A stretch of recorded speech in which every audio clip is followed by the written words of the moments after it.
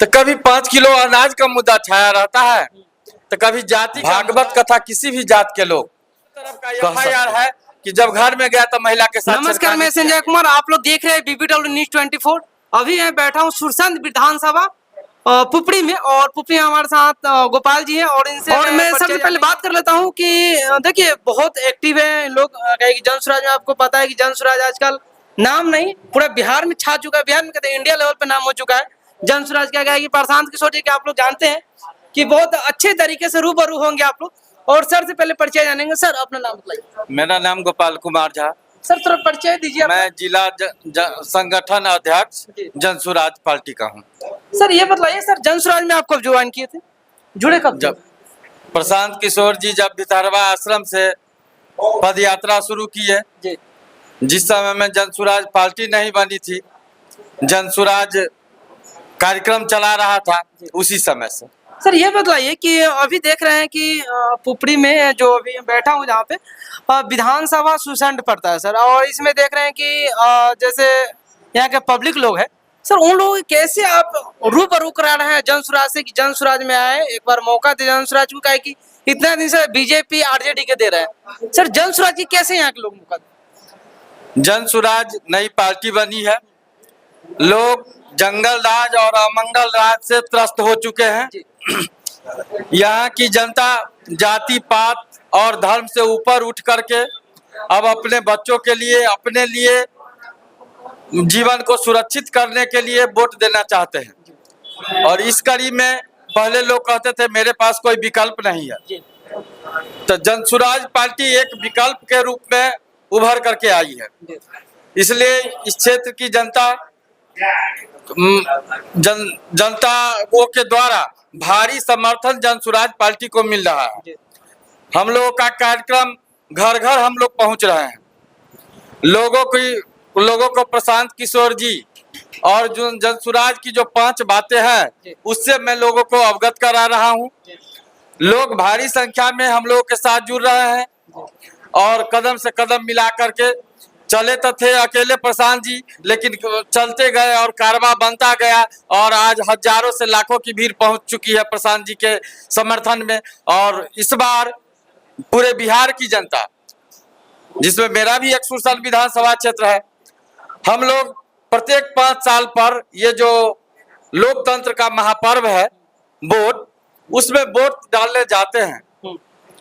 तो कभी 5 किलो अनाज का मुद्दा छाया रहता है, तो कभी जाति का मुद्दा, तो कभी राम मंदिर, यही छाया रहता था। कभी अभी वोट, इसी सब पर लोगों को बांटा जाता है। लेकिन इस बार के विधानसभा में उस सारी बातों को लोग दरकिनार करते हुए अपने हक के लिए, अपने बच्चों के भविष्य के लिए, अपना सुरक्षित जीवन व्यतीत करने के लिए एक एक लोग जन स्वराज के समर्थन में अपना वोट देंगे, और इस बार बिहार में जन स्वराज की ही सरकार बनेगी। जन स्वराज सर, आप जन स्वराज की सरकार बनने के लिए सर बतला रहे हैं। और सर यहाँ बापू धाम सभागार में पटना में सर तेजस्वी यादव आए थे कुछ दिन पहले, उसमें सर एकदम पूरा ऐलान करके गए हैं कि हम शिक्षा फ्री कर देंगे, बहुत फलाने तलाने फ्री कर देंगे, कि 2025 में आरजेडी की सरकार पूर्ण रूप से बन रही। सर आपको क्या लगता है सर?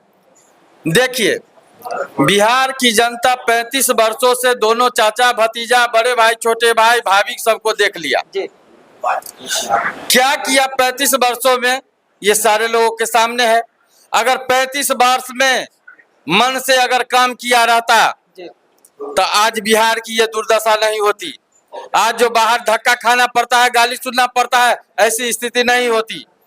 चूंकि कहने के लिए कहते हैं कि अभी बीजेपी की और गठबंधन का सरकार है जी, लेकिन मैं 35 वर्षों से देख रहा हूं कि बीजेपी, आरजेडी और जेडीयू, इसी तीनों के सहयोगियों की सरकार है। कभी इधर तो कभी उधर, कोई अंतर नहीं है। और सरकार में रहते हुए गरीबी उन्मूलन के लिए क्या किया, शिक्षा के लिए क्या किया, रोजी रोजगार के लिए क्या किया, माने मनरेगा मजदूर है या किसान है उसके लिए क्या किया, कुछ नहीं किया। बात किया था मनरेगा पर, 1 मिनट बात करेंगे। सर मनरेगा में ये देखा जाता है कि लेबर को जो कार्ड जो मिलता है, वो कार्ड लेकर के हमको लगता है कि जो मुखिया के जो भी अंडर में आते हैं मनरेगा को जो विभाग होते हैं, हमको लगता है कि लेबर के पैसे न मिलकर खुद से पैसे उठा लेते हैं लोग। देखिए, इसमें ये सरकार की कमजोरी के कारण हो रहा है। सर इसको कैसे दूर किया जाएगा सर? इसको दूर किया जा सकता है मनरेगा को खेती से जोड़ करके, और काम रहता है जून में होने वाला, मार्च में होने वाला, तो उसको वर्क ऑर्डर फलान चिलान कर ले वे, ये सरकारी महकमा जून में ले जाता है। जून में यहाँ से मजदूर पलायन करके चला जाता है पंजाब, दिल्ली, बाहर मजदूरी करने। उस समय में ये रोजगार का सृजन करता है, तो उस समय मजदूर मिलता नहीं है, और मुखिया लोग इसका फायदा उठाते हुए जेसीबी के माध्यम से, अन्य उपकरण से मजदूरों का पैसा गबन करते हैं।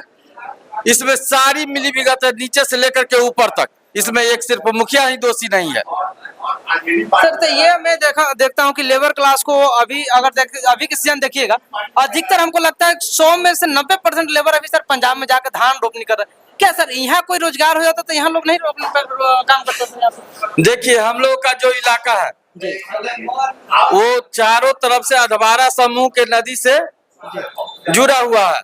अगर सरकार का सही सोच हो, मैं धार्मिक भावना पर सवाल नहीं उठाना चाहता, लेकिन आज देखे हैं 8800 कुछ करोड़ का फलना मंदिर का बजट। मैं आस्था में विश्वास रखता हूँ, धर्म में भी विश्वास रखता हूँ। जो जिस मजहब के है उसको अपने मजहब के लिए अथी रहना चाहिए, वो अपना करे। लेकिन वो पैसा अगर अभी सीतामढ़ी जिला में 4 ठो कंपनी बैठा देता तो हजारों परिवार का कल्याण होता। और मंदिर और मस्जिद में जाकर के तिलक चंदन और टोपी लगाने से लोगों का उद्धार होगा, ऐसी बात नहीं है। मोदी जी तो कहते हैं कि मंदिर बनेगा तो मंदिर से ही लोगों का विकास होगा। ठीक है, मंदिर बनेगा तो मंदिर से सीमित लोगों का विकास होगा। पंडा पुजारी, माला बेचने वाला और बनिया वर्ग के जो लोग हैं, कुछ मिठाई दुकानदार या वगैरह वगैरह, तो इससे कितने लोगों का 100 परिवार 200 परिवार, इससे अधिक नहीं पलेगा।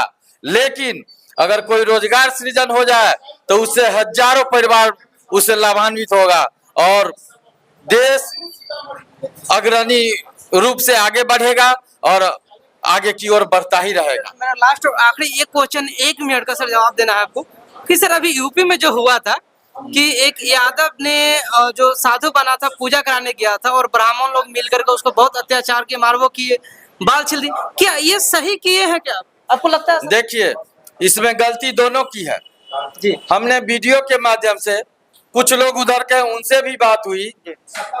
सबसे पहले जिस भागवत कथा, जी भागवत कथा किसकी कथा है? श्री कृष्ण की। जी। यदुवंशी कौन है? श्री कृष्ण के वंशज हैं। भागवत कथा किसी भी जात के लोग कह सकते हैं, कर सकते हैं। फिर वहां फिर उसमें जात और पहचान छिपाने की क्या आवश्यकता थी? गलती में वो कथावाचक कह रहे हैं चूड़ी मजा न देगी, चंदन मजा न देगा। तो जैसी करनी वैसी भरनी। गलती दोनों तरफ की है, सजा दोनों को मिलना चाहिए।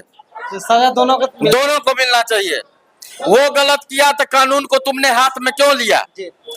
अगर कोई 5 रुपया का सामान खरीदता है, कोनो मंदिर में, ये बढ़िया मंदिर है, इसकी बहुत महत्ता है, तो वहां पर जाकर के 50 किलोमीटर से दूर से जाता है। अगर तुम्हारे इलाका का भागवत कथा वाचक था तो तुम नहीं जानते थे कि ये किस्सा है। और देखिए, मैं ब्राह्मण हूं इसलिए नहीं, आप उठा करके देखिए, आसाराम जी, रामपाल जी और लोग सब धराए हैं। एक तो है राम रहीम, लोग आसाराम बापू। लोग क्या कहता है? पंडित अगर उस पेशा का लोग धराता है तो कहता है ब्राह्मण है, पंडित जी है। यही सत्य है। गाली लोग किस नाम पर देता है? अगर गलत कर्म में पकड़ाता है तो तमाम समाज को, ब्राह्मण समाज को गाली दिया जाता है, जो कि नैतिकता से परे है। लेकिन ये लोग जो धारा है, इसमें क्या गो ब्राह्मण है? एक भी नहीं। सर ये उसमें इसलिए ना मारा गया कि ऐसे सुनने में जहां तक हमको आया था कि उसमें जाति नहीं बतलाया गया। दूसरी बात है कि ब्राह्मण समाज में क्यों आ गया पूजा कराने? वहाँ की जो स्थिति है, 2 ठो आधार कार्ड रखने का कोई मतलब है? नहीं। ये मतलब नहीं है। इस संज्ञान में FIR दोनों तरफ से हुआ है। हम लोग और आप लोग सुनी सुनाई या मीडिया के द्वारा जान रहे हैं। हम लोग और आप लोग वहाँ तो अभी तक गए नहीं है। जब गए नहीं है, वहाँ का जो सच्चाई है, कानून अपना काम कर रही है, इसीलिए वहाँ की सरकार ने झांसी के पुलिस प्रशासन को इसका जिम्मा दिया है कि तुम जाकर के सही जांच करो। इसका आरोप है कि हमारा मुंडन करा करके हमको निकाल दिया गया, मारा पीटा गया। दूसरे तरफ का FIR है कि जब घर में गया तो महिला के साथ छेड़खानी किया गया। तब सच्चाई क्या है, जो कि कानून अपना काम करती है। जब जांच रिपोर्ट सबमिट होगा तब ये हम लोग जान पाएंगे। लेकिन फिर मैं अंत में कहना चाहता हूँ, दोषी अगर ब्राह्मण है तो उसको सजा मिले, और ये यादव है तो उसको सजा मिले, और उसके बाद जो जातिगत आधार पर गोलबंदी इस तरफ से हो चाहे उस तरफ से हो, ये लोकतंत्र के लिए घातक है। ये लोकतंत्र में ऐसा नहीं होना चाहिए। इस घटना की मैं कड़ी भर्त्सना करते हुए कड़ी निंदा करता हूँ। सर एक बार सुरसंड वासियों को सर मैसेज दीजिए कि जन स्वराज में जुड़े और जन स्वराज को एक बार जरूर मौका दें। सुरसंड विधानसभा क्षेत्र में मैं हर एक बूथ से वाकिफ हूँ, हर एक जगह से वाकिफ हूँ। यहाँ की जनता सब दिन लूटी पिटी ही महसूस करती है। यहाँ जंगल राज की सरकार थी तो लोग कहा मंगल राज नहीं, अमंगल राज की फिर सरकार आ गई, तो जंगल और अमंगल की सरकार यहाँ चल रही है। हाँ, रोड बना है, मैं बेबाकी के साथ कहता हूँ कि सड़क चकाचक हो गई, लेकिन सड़कें चकाचक होने से सड़क को निहार करके, सड़क पर चल करके हमारा जीवन गुजर बसर नहीं हो पाएगा। सुरसंड विधानसभा में न रोजगार का एक भी साधन नहीं है। अगर सरकार की सही मंशा हो, इस क्षेत्र के जनप्रतिनिधियों की सही मंशा हो, तो जितना भी अधवारा समूह है उसको जोड़ करके उसमें सुलिस गेट दे करके और ये क्षेत्र सोना का कटोरा हो जाएगा। उसी पर काम करे तो कृषि आधारित उद्योग भी यहाँ पनपेगा, और यहाँ सुरसंड से यहाँ का लोग पलायन नहीं करेगा, यहाँ लोग पलायन करके आएंगे। और सुरसंड का कोई भाग्य विधाता होना चाहिए। इसीलिए मैं सुरसंड विधानसभा की जनता से आग्रह करता हूं कि जंगल राज और अमंगल राज का कोई चोला पहन करके आता है तो वैसे लोगों को दरकिनार करते हुए जन स्वराज पार्टी अच्छे और कुशल लोगों को आपके बीच लाएगी। आप लोग अपना एक एक कीमती मत दीजिएगा और उसको विधानसभा में पहुंचाइएगा।